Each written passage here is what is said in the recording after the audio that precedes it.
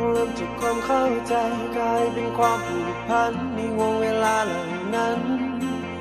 มันทำให้เราสองคนได้หักกันในวงเวลาที่ดีมันทำให้เราเป็นมิตรในวงเวลาเหล่านี้มันทำให้เราสนิทมันทำให้เรานั้นคิดจึงบอกความในใจต่อกันเวลาพบอุปสรรคเอาไว้กำลังใจต่อกันให้เราสองคนได้ฝ่าฟันให้อุปสรรคเหล่านั้นได้แตกสลายเวลาเคียงข้างกันมันทำให้เรามีพลังเวลาเดินด้วยกันมันทำให้เราไปสู่ฝันที่ยิ่งใหญ่เพราะเรามีกัน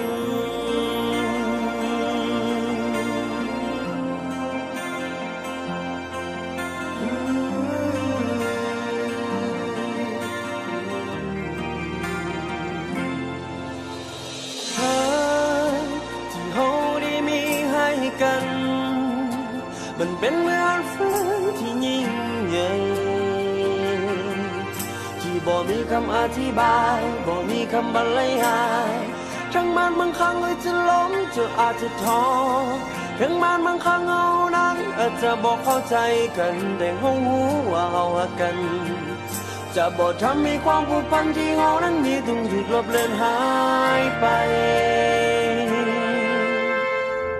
เบิ่งแย่งกันต่อไปจนมันเป็นวันสุดท้ายบ่เริ่มหนึ่งกับไผจะหักเจ้าตลอดไป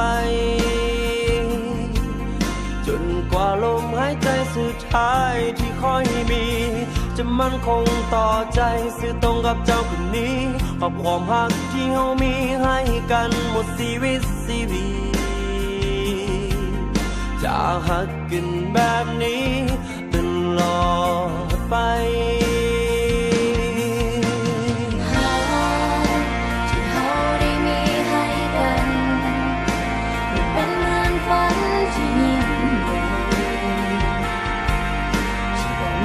อธิบายมีคำบรรยาย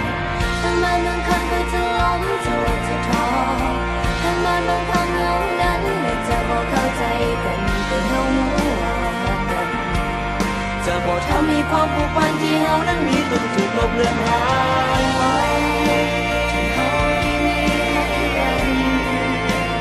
เป็นเมืองฟ้าที่ยิ่งใหญ่ที่บ่มีคำอธิบายบ่มีคำบรรยายทั้งมันบางครั้งเราจะล้มจะอาจจะท้อทั้งมันบางครั้งเรานั้นอาจจะบอกเข้าใจกันแต่เรารู้ว่าเรารักกันจะบอกทำให้ความผูกพันที่เรานั้นมีจนถูกลบเลือน